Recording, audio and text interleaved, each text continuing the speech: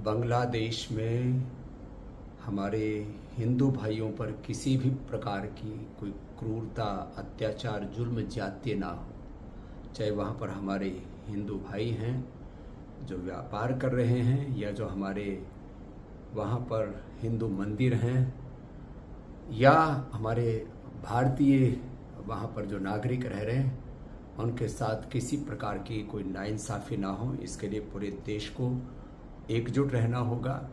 और पहली बार मुझे ये देख करके प्रसन्नता हुई कि पूरा विपक्ष सरकार के साथ है, और यही भारत की नीति होनी चाहिए।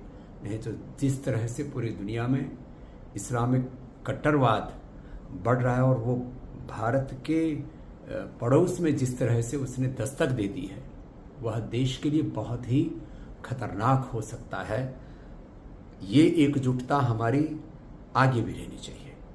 कोई यहाँ पर आरक्षण के नाम पर, कोई जाति के नाम पर, कोई अलग अलग प्रकार के मजहबी उन्माद के नाम पर देश को जो बांटना चाहता है, ये ठीक नहीं है।